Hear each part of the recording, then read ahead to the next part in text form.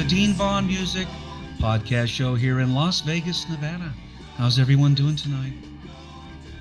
We have a special treat for you coming out of Southern California. We have the rock group Stormer. Stormer consisted of many different musicians, but I have the core group with me tonight. Stormer was labeled an American hard rock band and was popular in the 70s and 80s here in the United States, whose members were Timothy Gaines, Donny Simmons, Tom Hardy, Steve Hall, Ballsy, Stephen Shawn, Jeremy Masana, Jimmy Bates, and Randy Jones.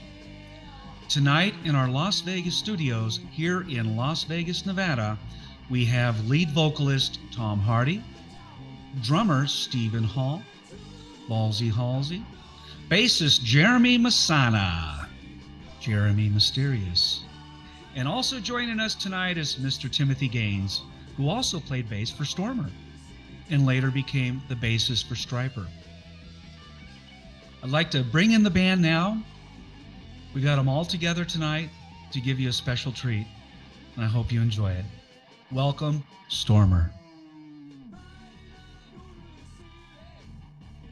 It's been a long time since I'm sure some of you have talked to each other, and I'm sure you have a lot to say. I'm sure Steve's going to get in there and go crazy. Yeah, has anyone spoke to Donny Simmons at all? I haven't. I can't even get a hold of him. I think Steve's the only one that keeps in touch with him. I stopped trying to get in touch with him because he would never answer me, whatever. So, I guess he got mad at me 10 or 20 years ago, and he hasn't contacted me at all. So the last time I talked to him was about a year and a half ago, or less than a year. And it was a good conversation, probably lasted 15 minutes. Actually, My wife called Susan, and from Susan, I got over to Don on the same conversation. And it was pretty funny. The guy had me in stitches within seconds, man. He hasn't changed. How's he doing health-wise? Well, health-wise, we kind of touched on that a little bit. I don't think his vision's doing like the best. And the last time I played with him about 2 years ago at Shamrocks with Glass Spirits, which was one of the bands that I played with in the last few years. He had just finished an eye surgery, and he wasn't doing too good. But man, I give him kudos for getting up there and slinging that guitar and playing, man. Played about 2 or 3 songs. Right now, health-wise, I really couldn't tell you because I haven't seen him. But when I spoke to him, he was in great spirits. So same old Donnie, man. The last time I saw him was with Timmy at the NAMM show. Remember, Tim? Was it? Yeah, it was like, it was several years ago. It's like 2012, I think. Was it? 2012. You guys man, you're talking almost, a decade, yeah. About 10 years ago. But I've kept up with him up until about 3 years ago. We were talking pretty much every night. And then I was going through a bunch of stuff, addiction stuff. So I just I fell off the radar and kind of got away from everybody. So I haven't talked to him since then, I don't think. Yeah, because I tried several times to talk to him, but he never got back to me. So I don't know what the situation is. Well, that's okay. We'll talk a little bit about Donnie and how his part in Stormer. Right. I'll let one of you guys take the lead on that one. All right. And we'll talk a little bit about Donnie and the rest of the crew. I have a whole list of names here, which will probably have a little thing I'm going to read. And where's it at? Oh, God. We had personnel: Tom Hardy, Timothy Gaines, Tim Gaines, Joe Marks, Lanny Fabian drums, Donny Simmons lead guitar, Stephen Shawn, yeah, guitar, okay, and Jimmy Bates. Stephen actually ended up playing with Great White for a while. Oh, did he? Yeah. Was he with Mark Kendall? Him and Mark? Yeah, he wrote a bunch of songs. He wrote several of their songs for him. Several of their hits. You bet he did. Yes, he did. No, yes, he did. Save Your Love. Who wrote Save Your Love? I think Joe was involved in that, wasn't he, Tom? I'm not sure. He always used to talk about that. Yeah, I'm not sure if he did. Stefan, I know Stefan. Now, didn't he work at Guitar Center? What's that? Yeah. Yeah, he's passed now. Guitar Center, he worked everywhere. Guitar Center and on Azusa, right? Or Grand? that wasn't Guitar Center. That was Hanish Music. Hanish Music. That's right. Yeah, and then he worked at Sam Ash when he was in Vegas. Sam Ash, I didn't know that. Okay, so we're going to talk a little bit about. Let's talk a little bit about that. He died probably what, 10 years ago? About that, yeah. Well, we're going to. So this podcast is to inform your audience as to what's going on with everybody who's in Stormer, and then we're going to get up close and personal with each one of you guys. We're going to talk about Jeremy Masana, of course. What is he doing now? Jimmy Bates guitar. Ray Boggs, founding member. What is that, Tom? Ray Boggs. Ray was a founding member of Stormer way back when. Interesting. Way back when. Jeremy would know more about that. Yeah, I can tell you about Ray Boggs. Great person, good bass player. Started Stormer. Actually, I think Ray's the one that came up with the name. So it was Ray Boggs, Lanny Fabian on drums, of course the Hammer Simmons on guitar, and Tom Kelp on vocals.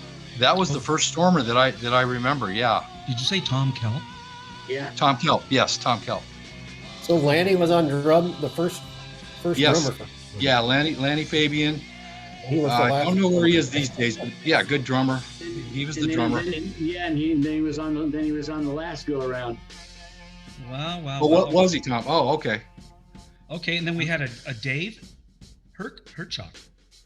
He played keyboards for a short period of time. Keyboards and backing vocals. Did I pronounce it right? Herchuk?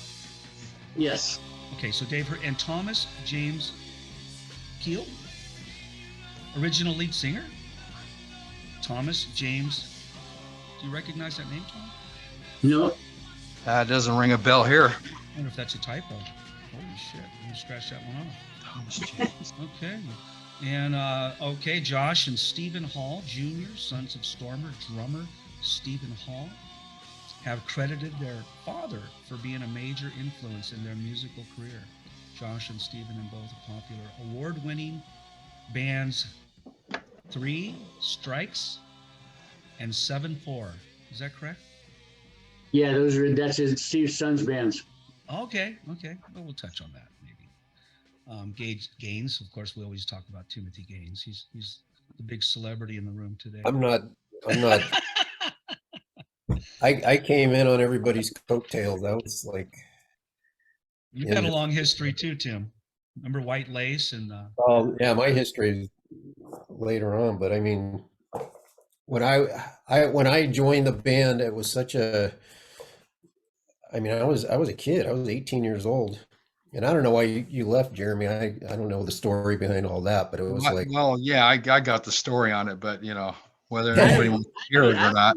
I don't even know the story on it. Well, I was like Storm. So there was a few bands for me growing up, and I was still a kid. You guys are what, 7 years older than I am. So, yeah.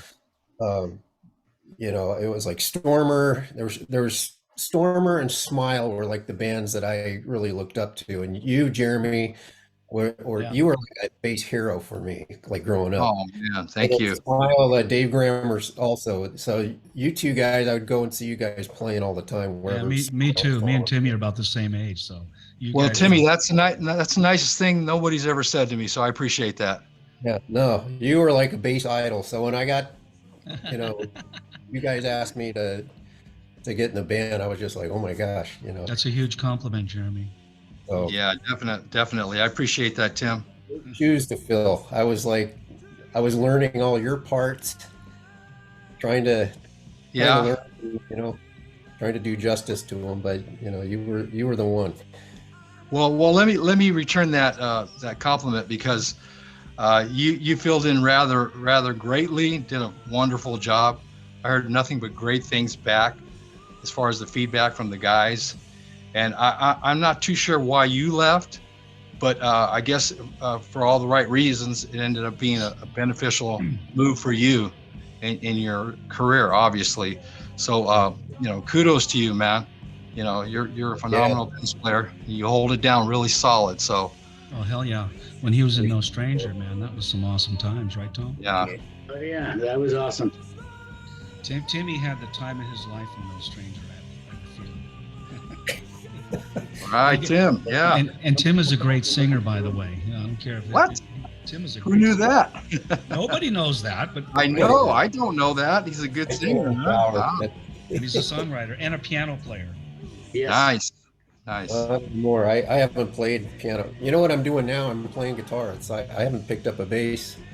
Well, I did about a week ago. I had to do a session, but I haven't played bass in, gosh, since probably COVID started. So it's been. So you're playing guitar, playing the guitar. Really guitar, yeah.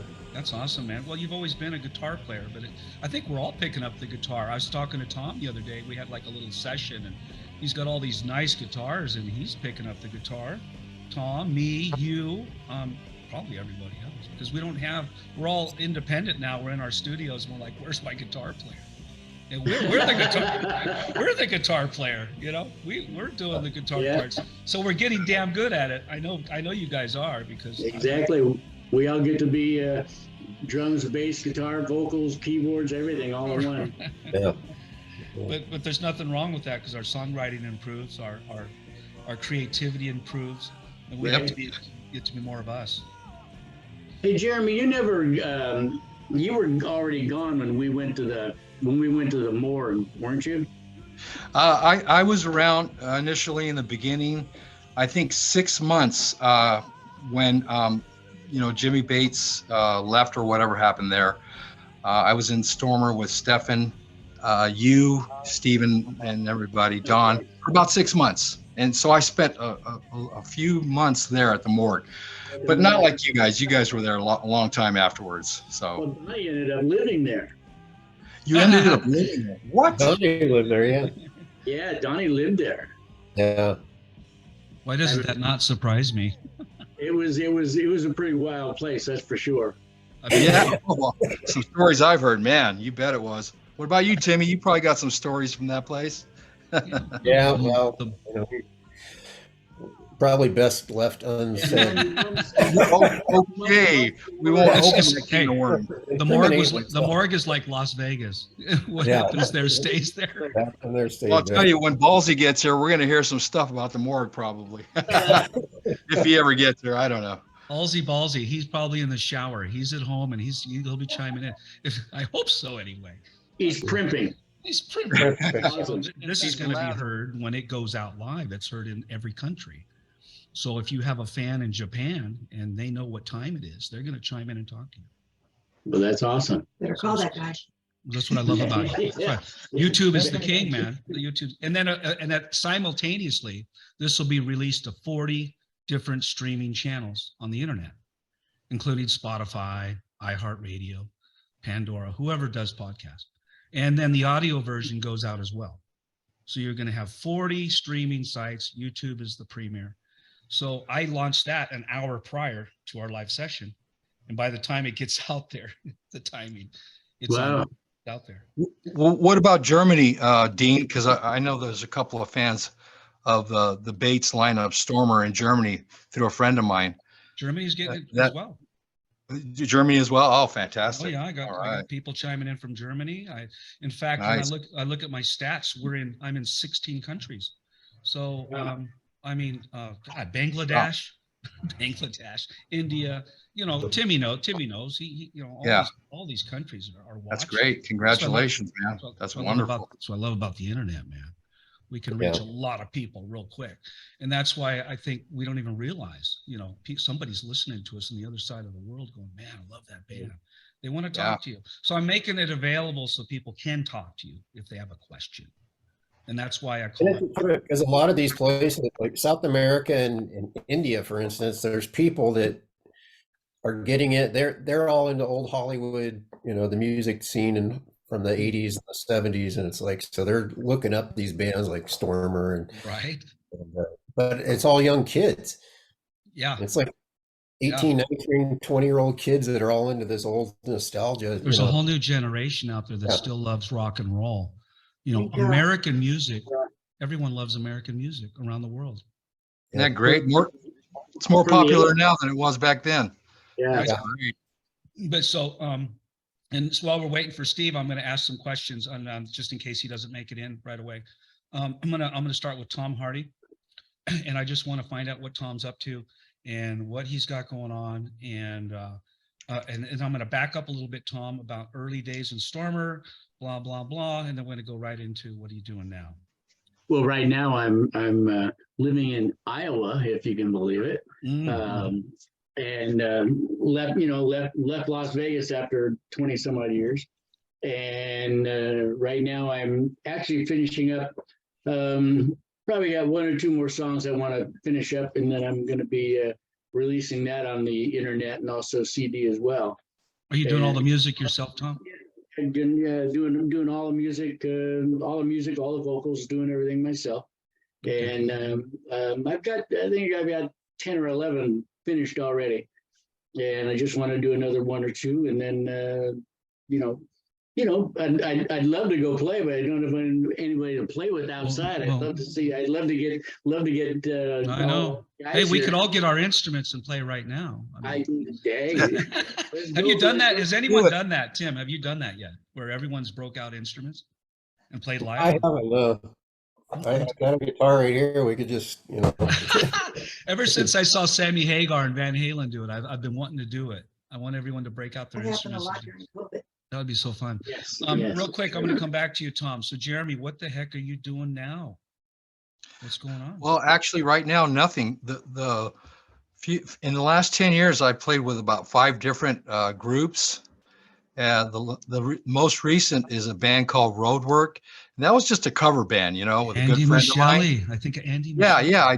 I was just a hired gun for that group. They were going through some lineup changes and some challenges in the band, so I was hired as just like I said, a hired gun for that group. So I sat in with them and until they ironed everything out. Probably for about 6 months it took them to get it all. When was that? Because I remember Roadwork a long time ago. 2019, I want to say, right around there. Okay. I talk to Andy all the time. He's always playing his guitar.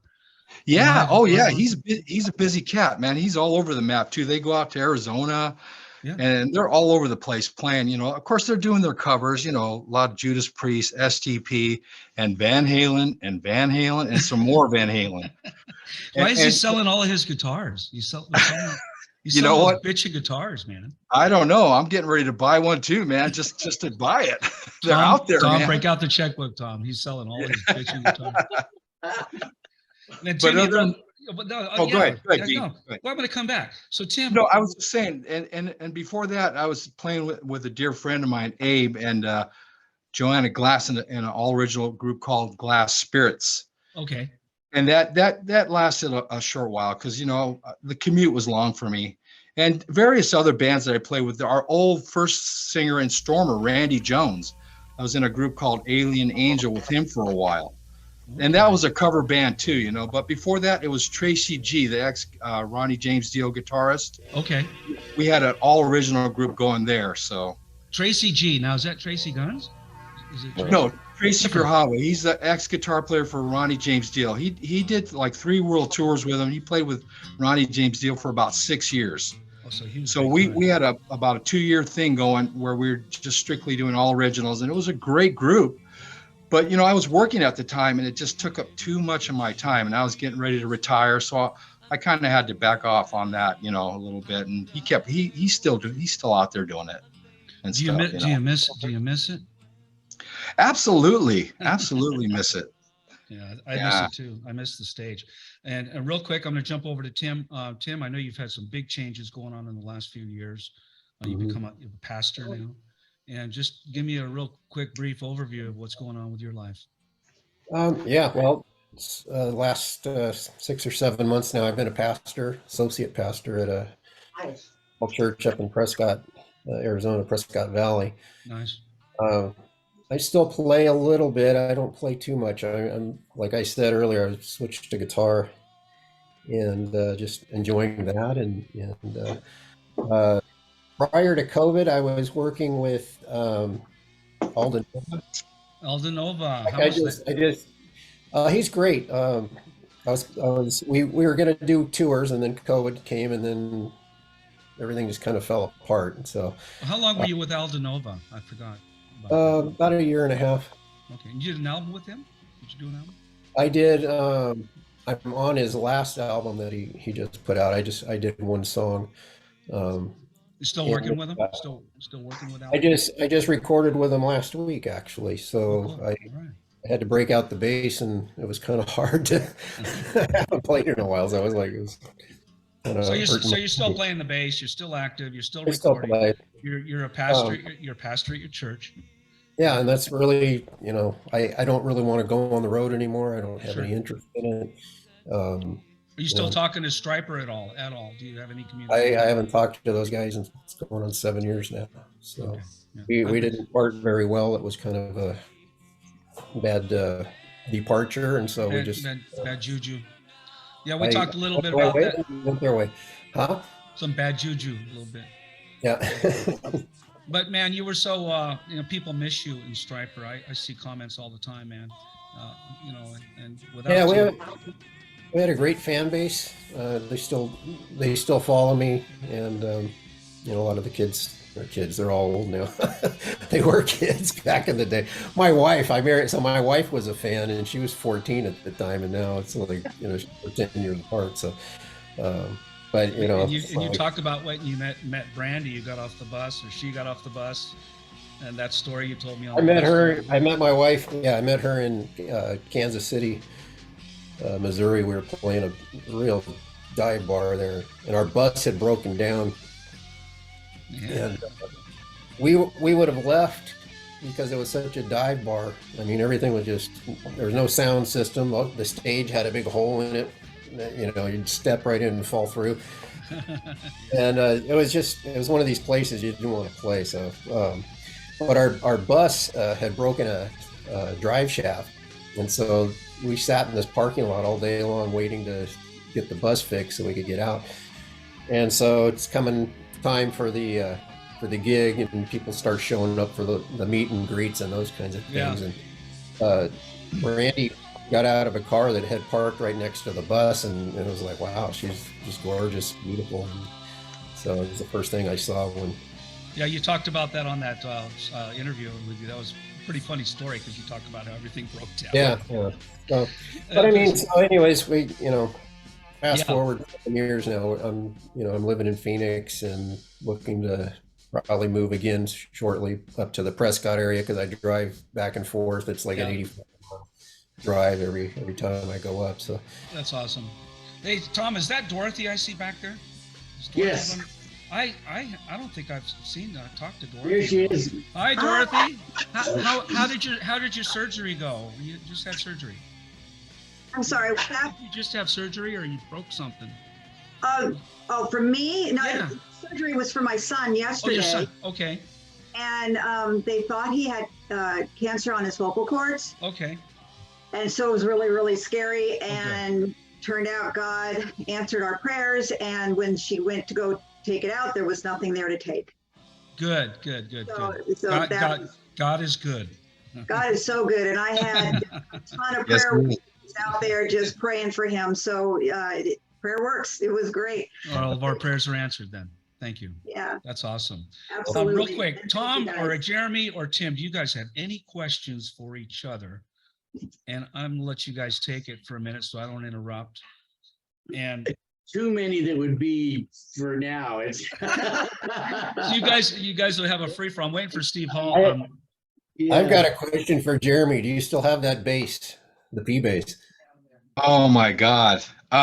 Real quick, without going on for days and days upon days.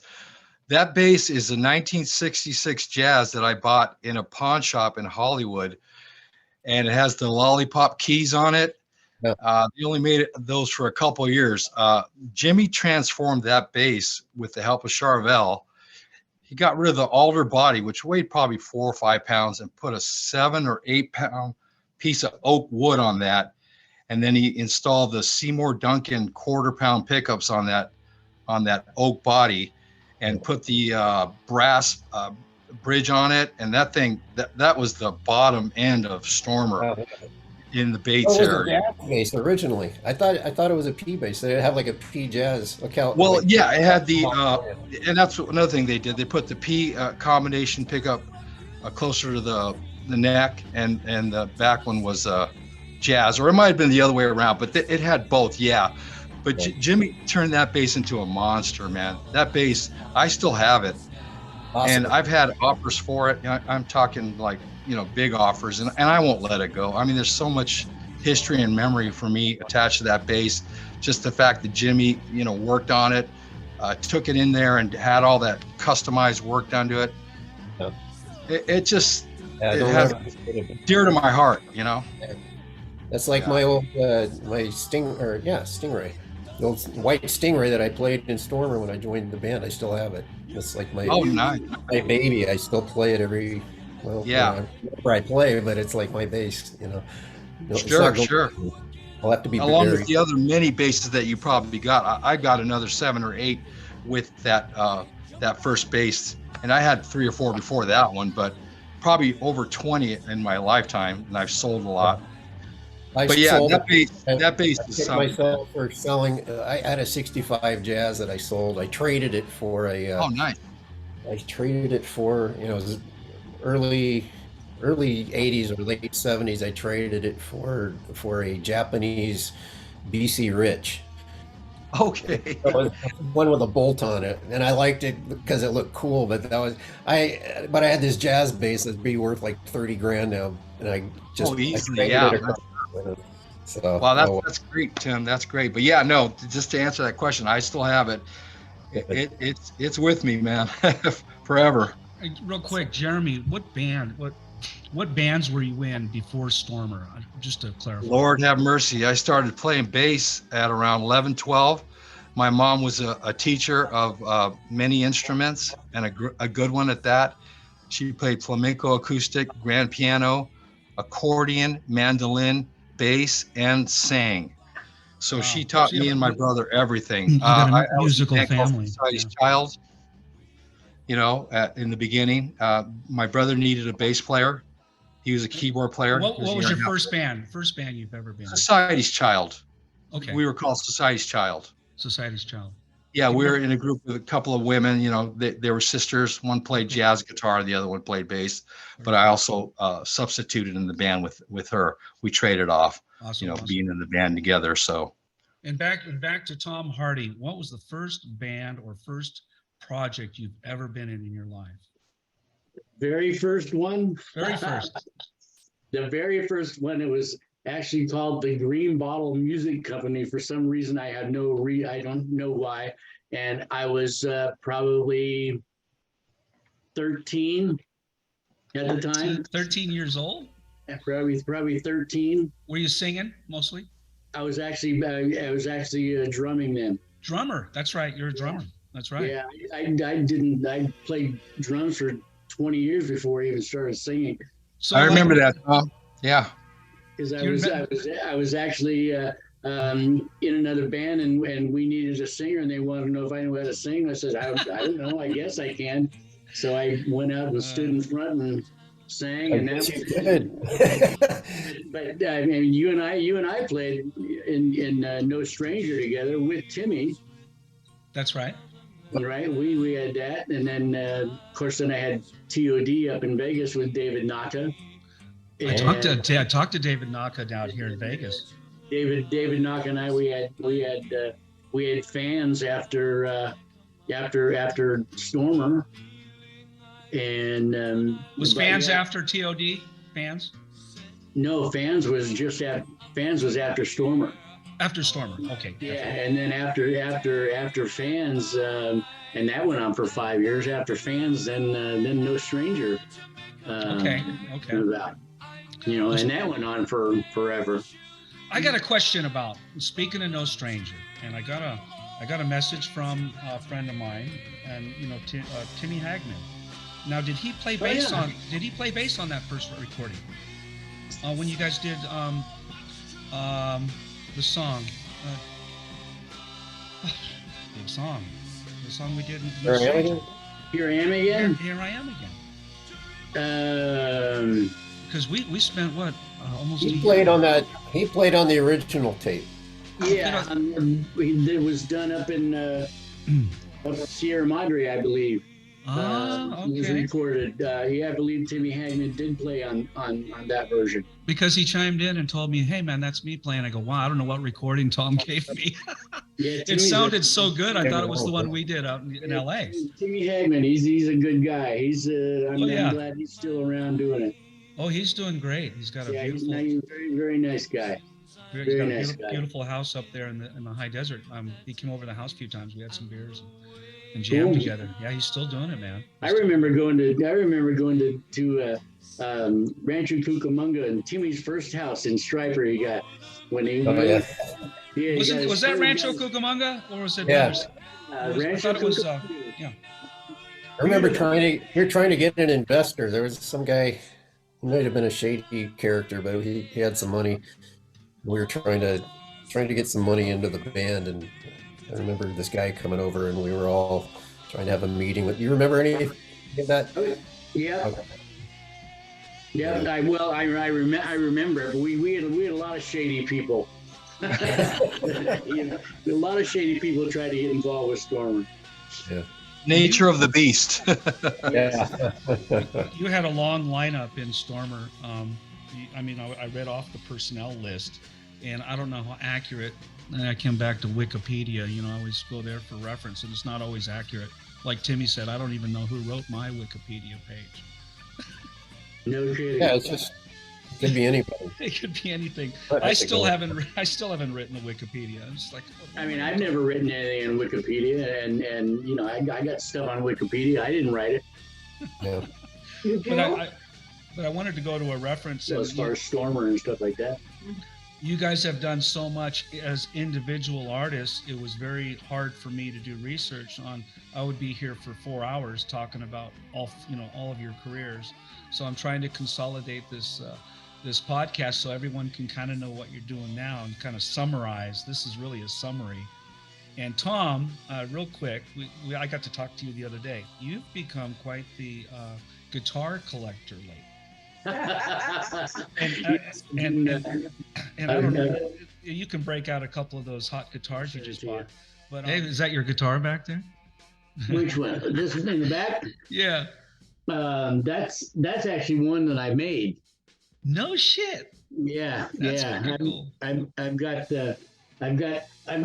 actually I got quite a little collection here. I've got you got a second? Yeah.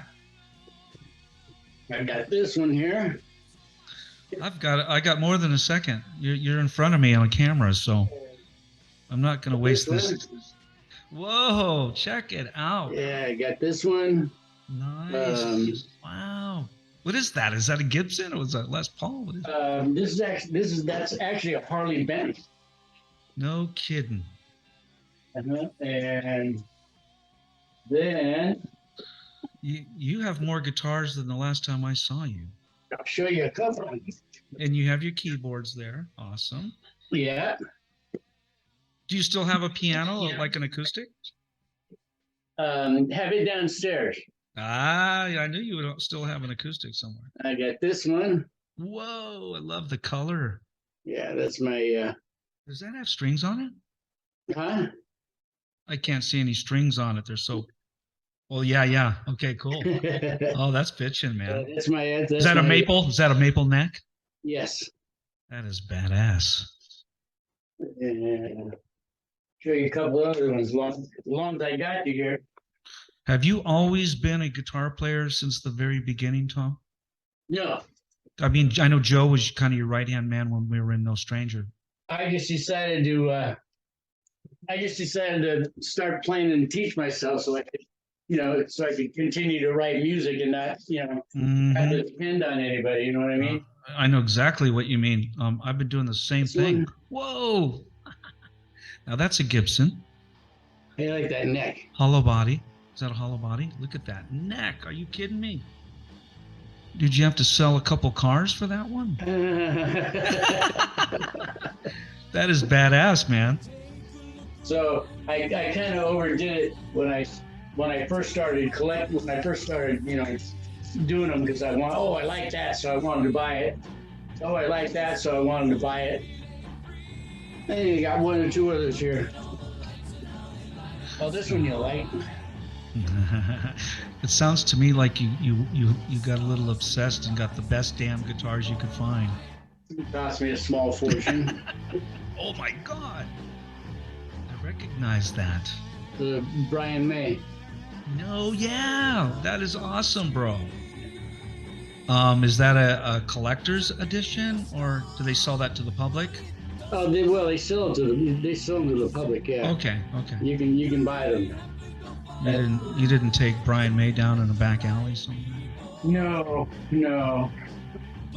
Nice guy though. Is he? Yeah, real nice guy. Did you get to play with him or just hang out with him for a while? Actually, I did. I got one more to show you. How's Dorothy doing, by the way?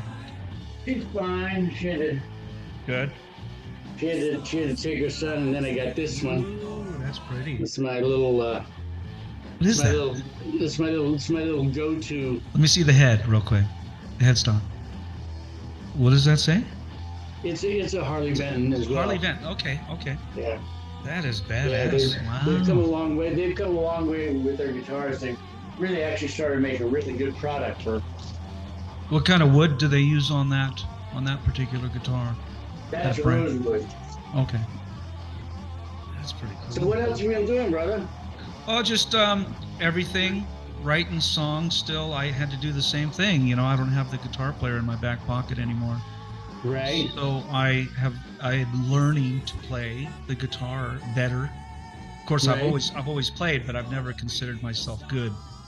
Like Exactly. the Joe Regitoris in the world. You know, me and you have been fortunate to play with some of the best guitar players Yeah. in the We world. sure have, but I agree with you. You know, because I wasn't just able to.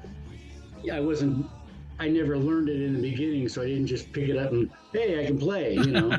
You know, so I'm more of a parts guy. You know, I like, you know, I write a part and I record it, and I write a part and record it, and then I end up being able to play the whole song. But it's funny because after I'm done playing with it, it's like out of my mind it goes. Right, you know? right. Because you're handing it off. You're handing it off right away to another person who is reproducing what you heard in your head. Exactly. And now we have to do it ourselves and sit there and be a little more creative. Right. But tell me, you're recording by yourself. You're recording with anyone, or you're just doing solo? No, I've actually been recording all of it by myself, just Okay. in my home studio. So are you going to release anything soon that we can be looking out for? Yes, actually, I've got like I said, I've got 11 or 12 that are actually completed and finished. Okay. And I can shoot you a couple of songs if you like. I can shoot all of you a couple of songs. Well, absolutely. And when you get ready That'd be to great. release, that would be great. That'd be great. I'd love to do it. I'd be happy to share it. I've heard more of Stormer in the last 2 weeks than I have my entire life. You know, I was thinking yesterday, Going to the city. yeah, I mean, you wanted that song, and then there's Driving, and then I'm driving to the city. well, you heard Driving. I sang you Driving. Driving. You're going to send me. You sent You it. got, yeah, you got it yesterday. Okay. I've got about 5 songs. Yeah, but there's, I mean, I can't even. I was trying to imagine how many songs that we actually wrote in Stormer. I mean, there were so many songs that we wrote, you know, that we just threw away. But there were so many songs we got, like Tim, you remember I'm Looking at You, What I Do, Little Lucy, you know, all these songs. I mean, you've never all those demos Jeremy played on. Well, hey, yeah, you're right, Tom. And look at the Shake song. I mean, that we didn't do much with that. Shake was a rock and roller. Shake. I dug that song. I remember. Is that Shake? The guy Shake? Yeah. I love that guy. He's funny. Yeah. I love that guy. I don't know what happened. Last I heard from Shake, didn't he get deported to Canada? I think that's correct. Yeah, Deported to that's Canada. What the hell happened there? I'm not sure. The last I saw Shake, he was painting my curb. He came up to my door and he had this shopping cart, and he goes, "Can I paint your numbers?" I go, "Shake, what's happening, man?"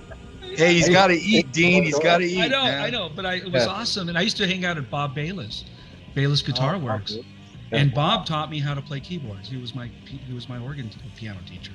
You know, Bob Bayless isn't with us anymore, but yeah, he passed away. But actually, Jeremy will. Didn't know that. Oh, sorry to hear that. Yeah, the first songs that Steve Hall, Jimmy Bates, Jeremy, and myself recorded were at Bob Bayless's little tiny music store. Nuts and Bolts. I think it was Nuts and Bolts. In Covina. Yeah, 4. That's right. And I remember singing. In fact, I was just talking to Dorothy the other day about it, because I played her a couple songs. Actually, recorded the vocals for those songs in the bathroom at his music store. He had a cool little setup there, man. I remember one day I went over there and he was smoking something. I said, "What are you smoking?" He said, "Well, I had some mushrooms growing out in the front of the building." Yeah, Bob Bayless guitars, I remember. And I sang with him at the little bar in Covina, down on Citrus, the Citrus bar. What was it called? The little bar on the corner of Citrus and Barranca or something. Citrus and Barranca. A teeny little bar, and they were doing. Everyone was there. God, Night School was there. Bob Bayless was there. Tom Mannion, I think, was there. It was like a reunion of all the old rock and rollers. And I was sitting in the corner. And he says, "Hey, get up here and sing." So I ended up singing for like 2 hours. And Bob was on bass. I went, "Man, this is a cool reunion." Wow. I love that guy. He's awesome. More right there. He's awesome. So Steve Hall hasn't joined in yet. But no, I was wondering where he is. It's like he hasn't texted me or anything. Paul. Don't tell me he's still in the shower. He's probably making his grand entrance. Yeah, Steve. And everyone's getting me on. Hey, Steve, where are you, man? We're waiting for you on the podcast show. Click on the button, bro. I'm just texting. It's so crazy. Dean, tell him we're going to be nice, man. Jeremy said he will be nice. Yeah. Just log in. I think I can Tom speak for Hardy didn't everyone. say that. I can't speak for Tom Hardy though. Tom. Hey, Timmy, do you remember Norman House? Norman? Yeah, keyboard player and keyboard vocals. Yeah, why do I remember that name? Well, he was with me in Fans, but he was he was also in the Arabesque, but he was in a group just till not too long ago called Empire of Desire. They're out of Phoenix. Really? Yeah, because he's living in, I believe he's living in Tempe or Mesa, Tempe or Phoenix. He's living there. Gosh, everybody lives out here. Yeah, I was wondering. Nobody plays out here, but everybody lives here, and then just. I'm coming next, Timmy. We're looking for property in Arizona right now. It's expensive. Wait till the market crashes, and then you'll be able to find a place pretty cheap. Hey, Tom, I want to play one of your songs. Go ahead. I want to play "Going to the City." Yeah. Okay. God, I was worried I got it wrong. Because I'm not driving to the city. I'm going to the city. Going to the city. Going to the city. Hey, guess who just chimed in? No kidding. Oh, way. And let me guess, we're in the corner. She'll take up the whole screen. Well, we might just get Steve Hall. Did not. Okay. Oh, my God.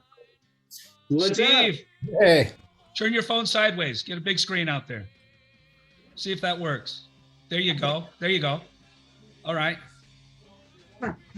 Mr. Stephen Halsey. Halsey for the bass. I'm sorry, drummer. Drummer for Stormer has just joined us at the Dean Vaughn Music Podcast Show. Welcome to the show, Steve. Steve. Well, see ya. Oh. Unmute your mic, bro. Unmute your mic. Unmute. Click on unmute. You. Okay, he can hear us. Unmute your microphone. There'll be a button there. Hold on. Can you do it on your end?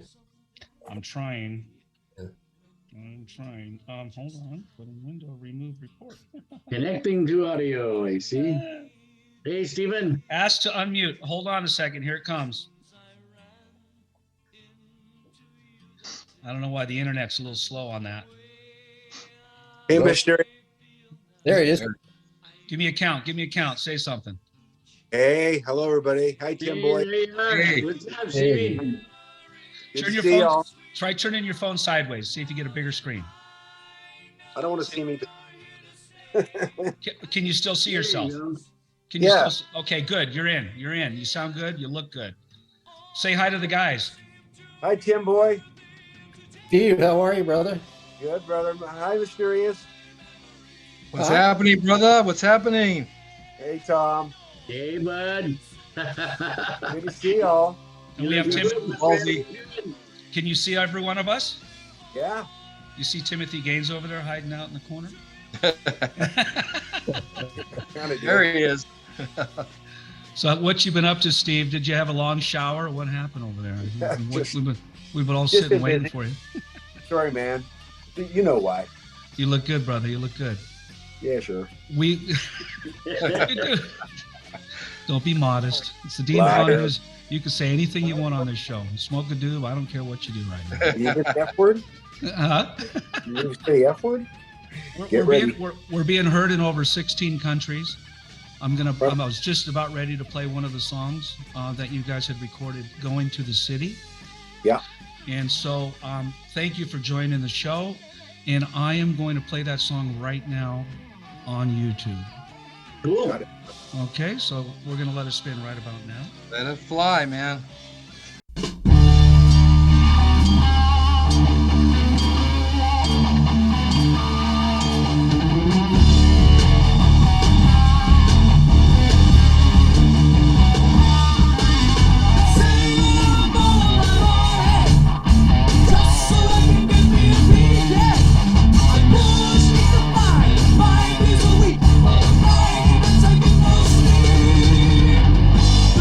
Playing the race.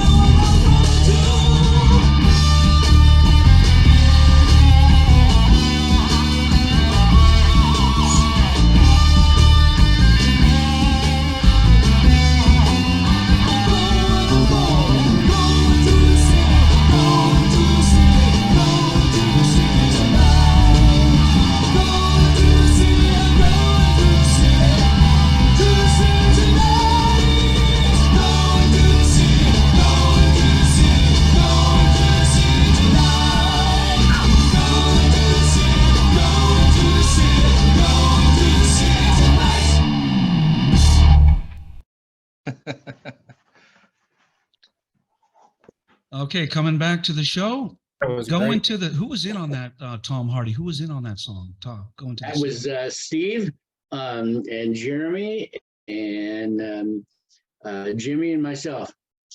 awesome. There's the four of us. Well, Stephen Hall, I want to get to you real quick since you just joined us. What have you been doing for the last 100 years? I'm retired, so I've been cycling a lot.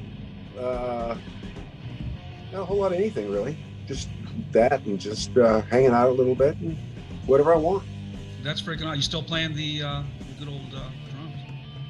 I was wondering when that was going to come. Yeah, not as much as these guys, but I have the kit set up, and I play for fun once in a while. You still got your kit? Yeah, I still have everything, all the salt and pepper kits, all of them. Any questions for Steve, guys? Jump on in. Tom. Steve, did you get the bell back from Tommy? You know what? Did you get the bell back from Tommy Lee? Yeah, You I got did? it.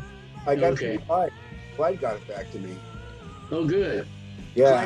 Clyde was Steve's drum tech, and then Tommy Lee borrowed Tommy Tommy borrowed borrowed him. it. Never gave him back. Never gave it back. Who, Tom? Yeah. No, Clyde Duncan. Clyde Duncan.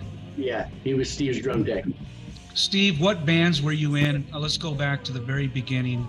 Tell me about your first rock and roll band or any band you were in. And then how did you transition into Stormer? Give me a quick synopsis. That's a long story. Well, Jeremy and I met Jimmy Bates in Canada. We were backing up a guy named Davey London. Okay. Top 40 Neil Diamond kind of stuff.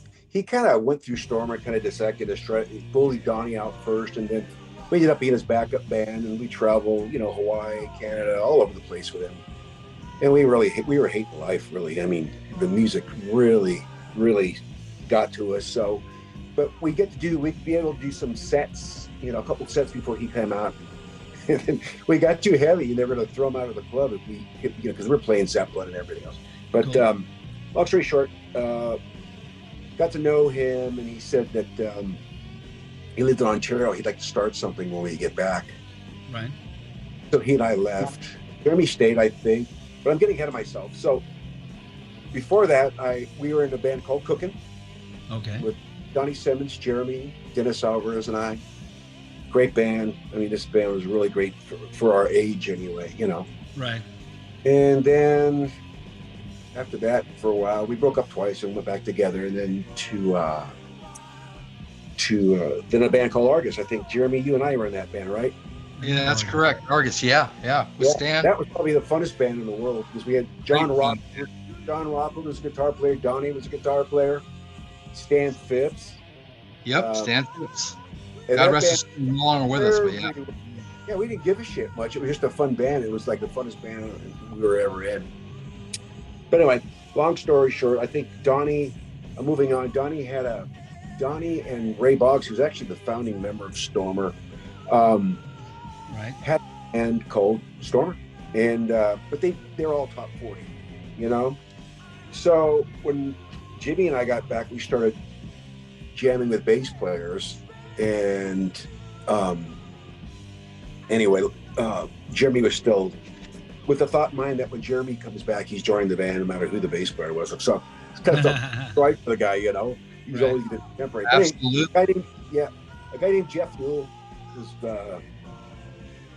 playing. With him and Jimmy, we looked like ZZ Top. They're like, you're identical, I'd like to see a picture. I'm going to dig up some pictures of you in the early days. Yeah, I want to see that myself. Yeah.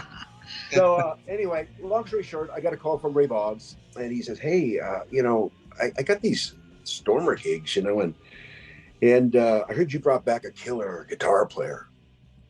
And I'm thinking, I didn't know if Jimmy was going to like Ray, but that was my first thing. But anyway, we jammed, and he says, "Well, I got a singer, Tom Kelp." Kelp. Okay. Yeah, so they brought Tom Kelp in, and it was actually a pretty good band, man. And the band was going to be called Hemlock. Hemlock. That was the name. I heard that name. Were you guys out there? Hemlock? No, Never No, got someone out. must have stole it from me. Ah, okay. Kidding. Joke. I heard Anyway, that name. so- Yeah. well, that was the name that we chose, Jimmy and I. And anyway, Ray was like, ASB, president of the high school, Mr. Business. Anyway, he had these gigs and they kept coming in, but the original Stormer had been broken up for about a year and a half. They're all in different bands. Gotcha. And so Ray says, hey, man, and he got good paying gigs. So he said, I got this gig. And we just got to call ourselves Stormer for it. And then we said, okay, we'll do it this time. And then the money was great. And he said, well, I got another one for next week. So after that, Jimmy says, you know what? I don't mind the name. So him and Jeff Newell actually went out and designed the logo. And then And that's the logo we have today. The same logo. Yeah, the one Tom's Right. wearing. Ah, there it is. Yeah. So and we went on, and then we ended up with the dream team. Tom joined, and then Jeremy. So moving on, what was your favorite moment in Stormer? Since we're on the topic. I'll say now. Remember, guys, whatever happened, stays in Stormer. I told them they can guys? do anything they want on the show. They can 16 countries, Steve. 16 countries. I'll keep it clean. You're in Japan. I guess. Well, hey, the bottom line is we got to play with a lot of good players, and I enjoyed every one of them. Got a little something from everybody. But That's correct. I guess the frame it the most favorite thing, and Tom and Jeremy will tell you this. Until I don't know, Timmy couldn't, I guess, because he would. But when there were certain times when this Jimmy Bates would just jump in this pocket, man, and go, and he'd do these solos that. And I did kind of rumble behind him a little bit. And, this little 5-minute solo would go on for 25 minutes, man. He'd just bring the house down. I mean, he'd be sweating like you never see him corny. He'd just be moving, man. And just doing things. It's just out of nowhere. So those are my favorite kind of moments, So the the live thing for you was awesome in Stormer, playing live. I mean, when you're playing live with Jeremy or Timmy, those kind of musicians, and Tom, I mean, there were many of those moments, just many of them. And how could it not be? No, I think the live thing is the reward for us going in and rehearsing, 6 hours a day and being in the recording studio for a year. And we get to go out and showcase our music and our talents. Absolutely. And who we are. That is the reward for being a musician or an artist. Absolutely. Can I throw something in real quick, Dean? Go, man, go. Yeah. Okay. I don't know if you guys remember the band Wasp, but Chris Holmes. Jeremy, you read my mind because I was going to bring that up today. I only heard one rock journalist make that. Bye, Dorothy. We got the same wavelength. Chris Holmes in an interview mentioned Jimmy and said that he was admired and throughout the Southern California by all his peers and respected.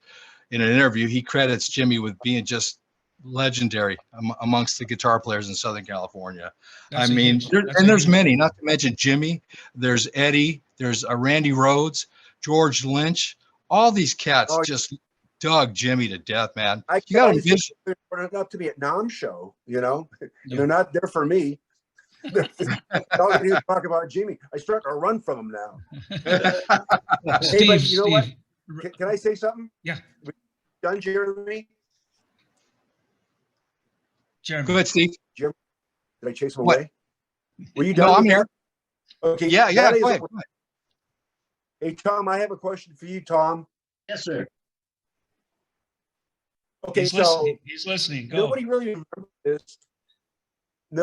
remembers this, but do you remember when Chris Holmes joined Stormer for a while? I was just going to bring it up. I remember when Chris came down to the morgue to audition. Yep. And, did he really? And he wanted to be in Stormer so bad. He did. The guy's such a fun guy, and I mean the guy is Jimmy was a shredder. Chris is a shredder too. Great guitar player. But I'll tell you, I'm 5'10", and I was standing next to this dude, and he was like, I came up to his armpit, and he had his hair down to here, and I remember, I'll never forget it. He's like just rocking, and we stopped playing. And he's like, man, I love this. And he walks into the other room, and his hair was stuck in his Oh my goodness. That's Clyde. I think it was Clyde. That's funny. I think it was Clyde after we did Little Miss Lucy, which is a song he loved because he almost punched my face out the Forum bar, telling me one night after this. But anyway, yeah, Clyde goes, look at this. And I have a right cymbal stand on my right main kick. It tilts right between the cymbal and the mount. There was a clump of hair, man, this long, this wide from his scalp. I'm not kidding you. And I go, Jesus, I knew he was flinging his hair around. In about, I don't know, 2 years later, I'm at the Forum Club backstage for a Mötley Crüe show. Is it Mötley Crüe and somebody else? Anyway, I end up with a bunch of drummers, Tom Petty's drummer, blah, blah, blah. So I go to the bar to get a drink, and Chris is sitting there by himself. And I said, hey, Chris, how you doing? He's like, his face in his palms, like down. He's all, I just here to get fucked up. He said, and I said, well, good to see you. He goes, he's quiet for a minute. He looks at me and goes, why the fuck didn't you guys let me in that band? Where? I go, well, I said, what I'm going to tell you, I said, it's probably not what I said. I want to say I said, you know, I apologize for that, you know, but other things came up. What I probably did was just blame it on Tom. It's always Tom's fault. He's the I'm singer. surprised you didn't blame me, man. He says, scared the crap out of everybody. I swear he walked in that morgue. I swear he's this big. But what a nice guy! What a sweetheart! Super nice guy. What is he? 6'6" or something like that? He's had a. I know he's had a bout with cancer, I believe. With the C word, yeah. And I believe. Does anybody know how he's doing, Tom? I think he's doing better, from what I understand. I believe he lives in Germany with his wife, and he was what the last week we had. Mean Man or Men or something Man, and but he's still doing it. But he actually had gone through cancer. But I think okay. I'm so sorry. Tom, you remember what happened? Weren't you and him at a hamburger stand in Pasadena? He pulled out a gun when he was in our band on somebody, some guys. Yeah. Yeah. Tom just, I think, believe. Chris was wild. We were talking about the morgue earlier. You know, that Donny used to live there, and I don't know how he did it. Donny Simmons was quite a character. We were only renting that one room. We rented that big room, but we had access to the whole downstairs. Yeah. So.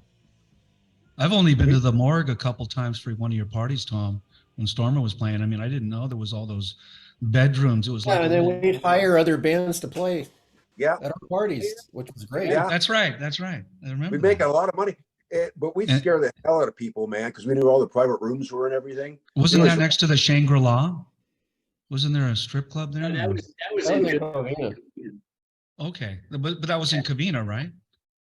The morgue. The morgue. San Gabriel. Oh, I'm sorry, I got it mixed up. Okay, got it. But it was a strip club in Covina. I thought it was the Shangri-La. There was a little bar there. You guys were actually playing there. That little Azusa and across from the Outback, there was a little corner there. There was. I think we auditioned Timmy there. I went to a party there. That was at That was at that place up on Alosta or. Oh yeah. Was it Arrow Highway? What was that guy? The guy owned the Club Dittos, and then he had that other bar, the Rock Bar. Stan, yeah. Yeah, little Stan. But more about the morgue. Was that where Stormer was based? Was at the morgue, pretty much? What was your home? So So my old band White Lace, we rehearsed there first, and my brother-in-law worked for the company. He was a property manager, and so we needed a place to rehearse. We rehearsed where they built the floats out in Irwindale, in those big warehouses. I remember that. And so we were looking and our stuff wasn't safe, and it was in this big warehouse. And so we were looking for a place. And I asked my brother-in-law, and he said, "Well, we got this mortuary, and you could rent out a room. I think it was like $200 or $300 a month." Oh my God! And so White Lace went there first, and then we opened for you guys at your party at the. Was it South Pasadena where you guys had that? The warehouse in South Pasadena that we had. Yeah, right off of Fair Oaks. Yeah, I remember. Yeah, so you guys had that party, and we opened for you guys, or we played your party that night. So did Vince. So when I got in the band, that's when we started rehearsing there. I was still able to get that building. So it was great. It was great. Oh, it was great. You guys had some. You guys had some. We had big that big parties. circular driveway, so you could go in one way, and so people would come in on the weekends, and we'd have these parties, and there would be limousines pulling in. And Oh yeah. Mötley guys would be getting out or whatever. It's just.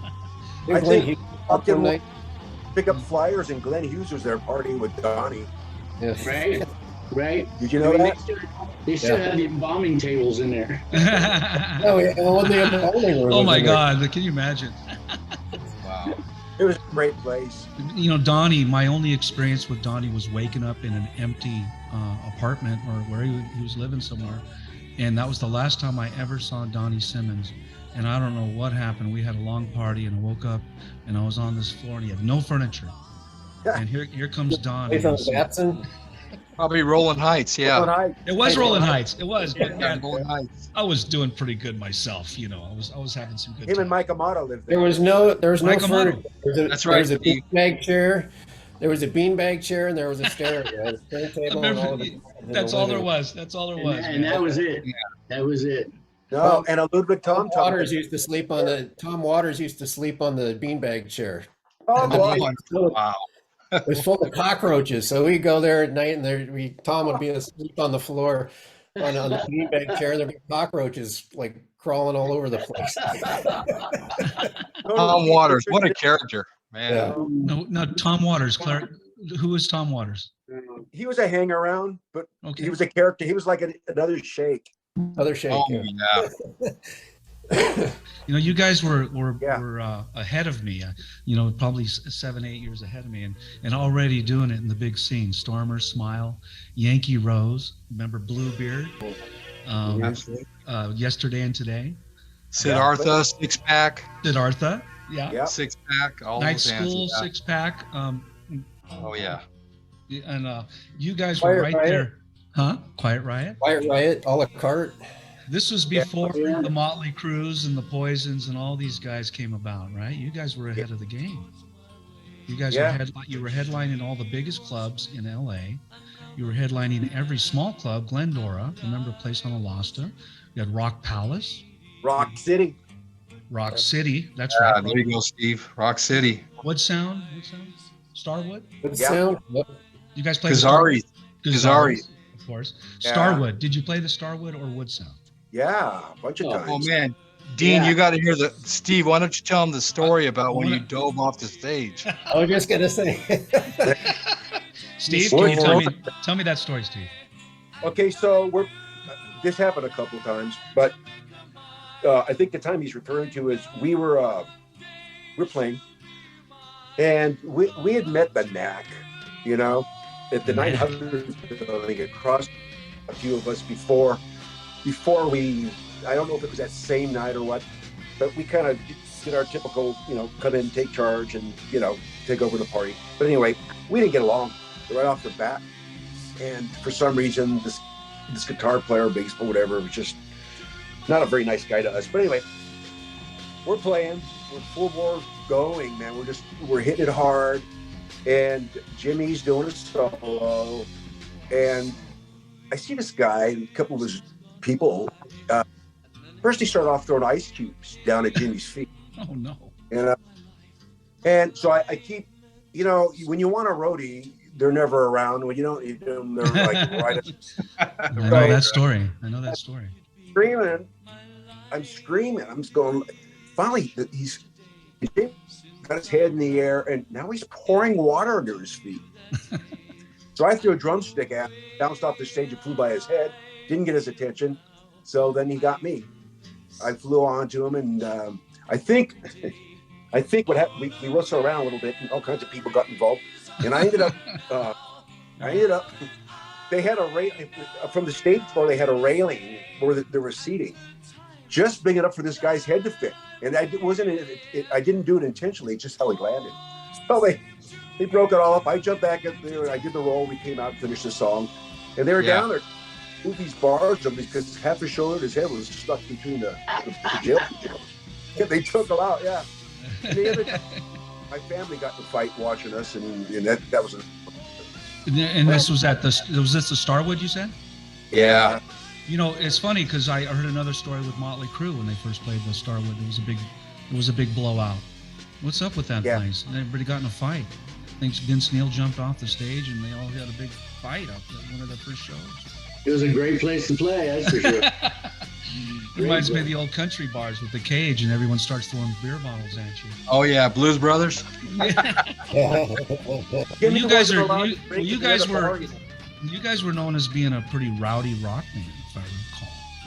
Yeah, you had a reputation. Was that all Tom's fault? We had our moments. Yeah, people wanted to test it, you know. Then you got Timothy Gaines in the band, and everything went to hell, right?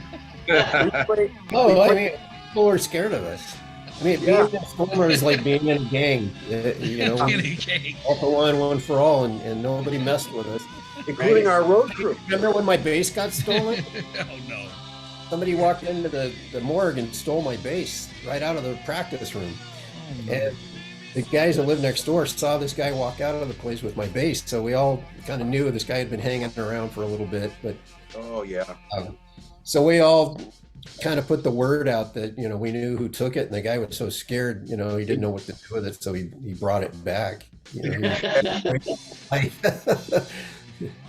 our road crew. Okay, go ahead. The crew too. I mean, it wasn't just us; it was the crew.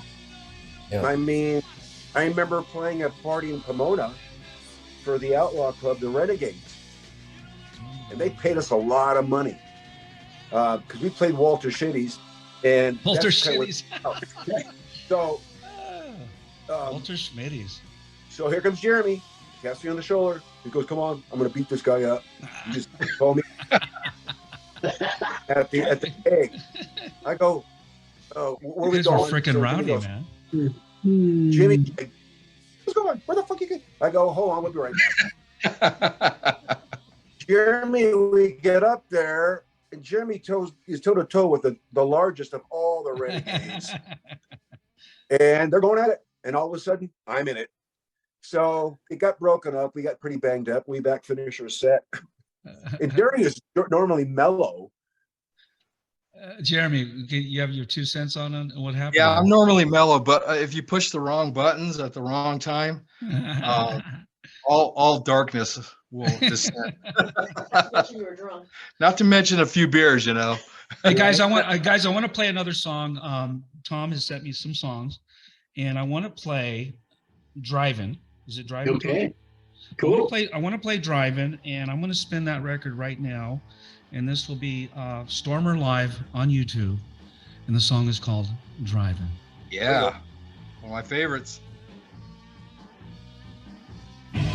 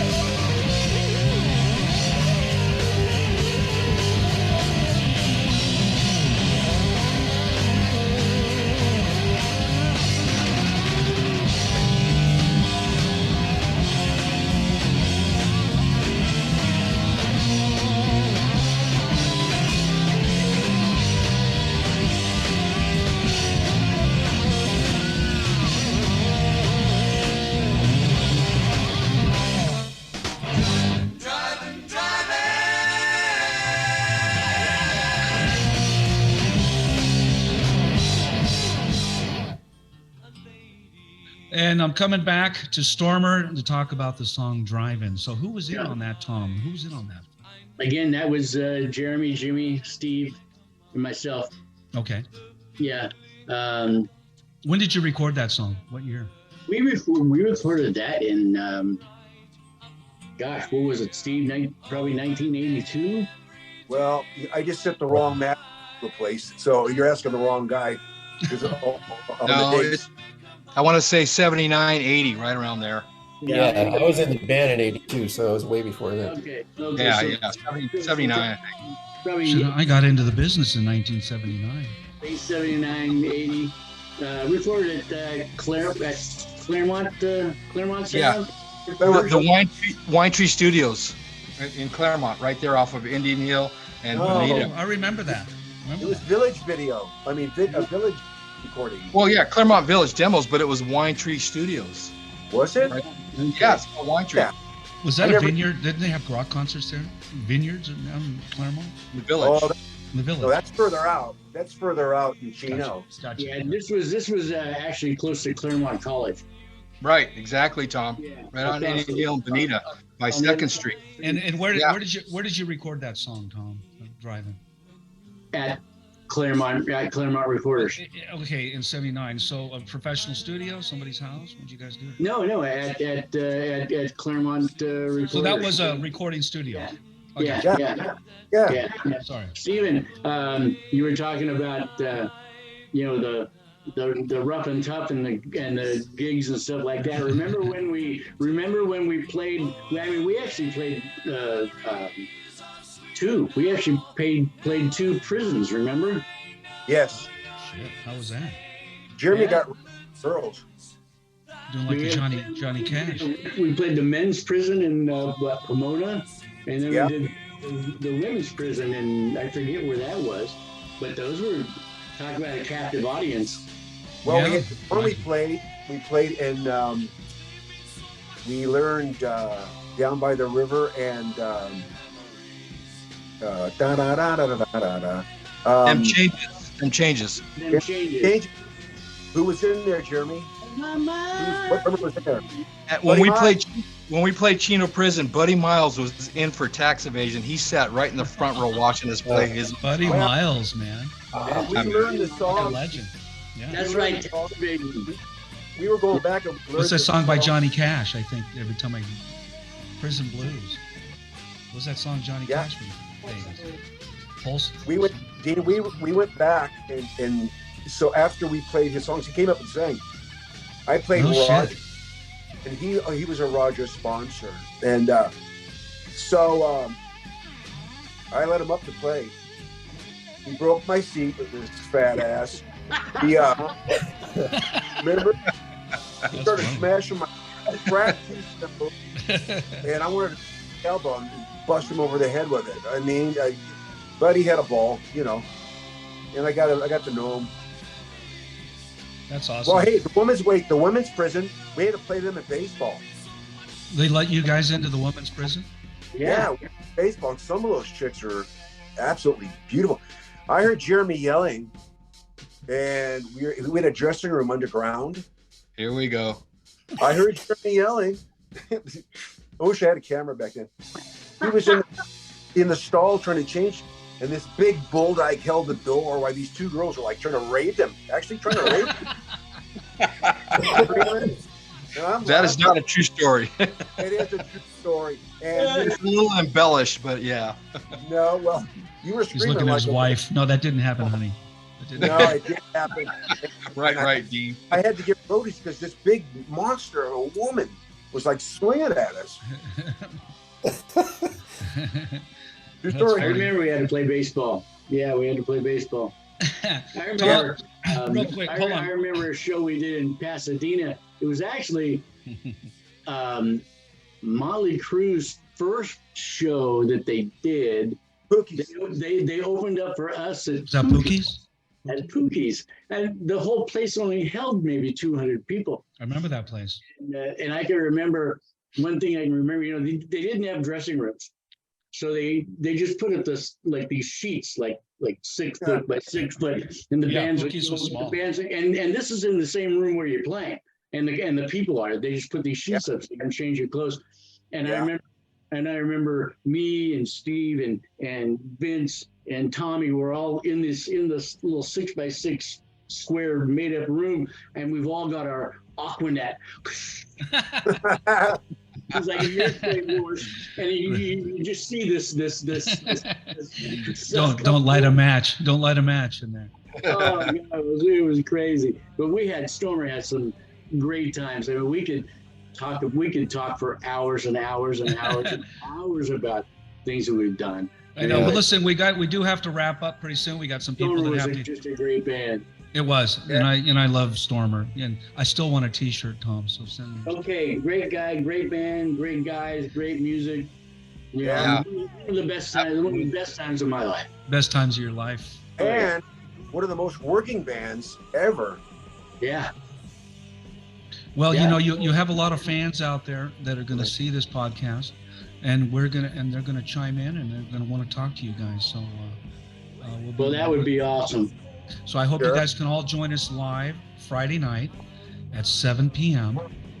And it's kind of like Saturday Night Live. If you all can just join in with me on YouTube and talk to your fans. Okay. And this will be aired all over the world, and everyone's going to know what you guys are doing. Steve, thank you for coming in. Of course. Yeah, I thought you were going to mention, you know, I will remember the time this time and the date. It was really tough. It was really hard getting you guys together, but partly it was my fault. Don't you fuckers start. You've been late before. We're rock and roll musicians. We're allowed. We can be late. We can cuss. We can drink. We can have sex. Friday the 31st, 7 p.m.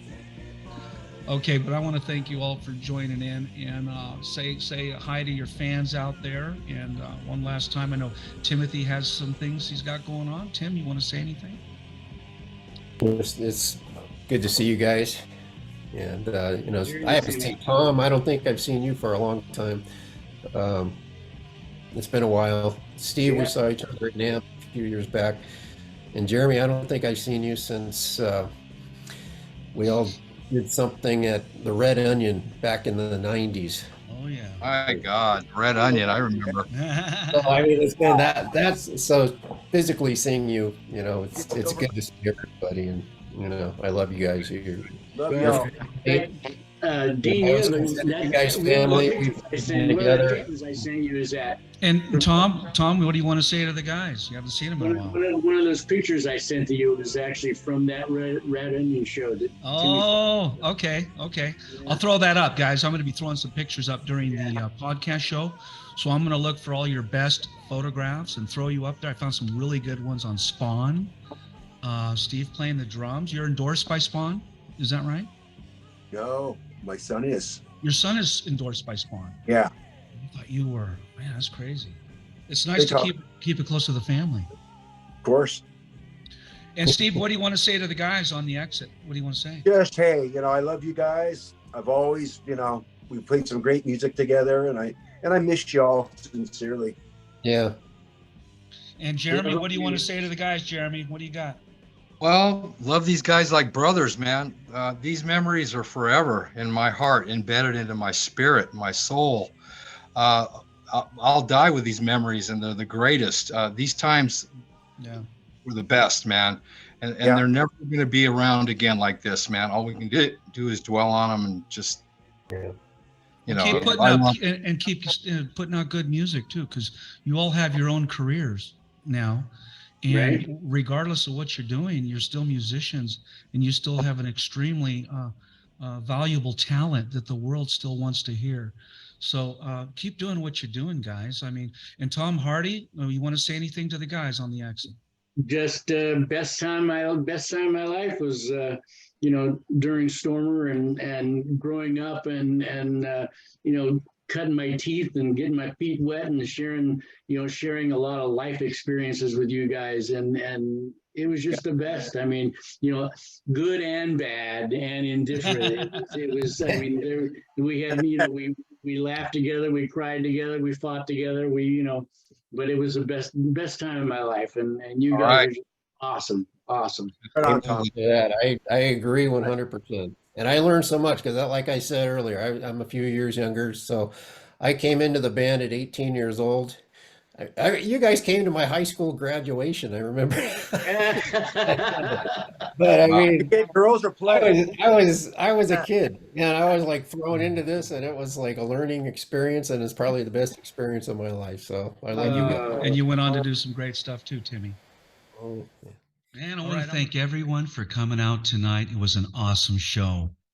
I want to thank Stormer, Stephen Hall, Tom Hardy, Jeremy Masana, and Stephen Hall, Halsey Ballsy. I want to thank you guys for coming out tonight. It was my pleasure. It was an awesome podcast. And I want to thank our audience out there, everyone who listened and watched the Dean Vaughn Music Podcast Show tonight. So thank you and good night.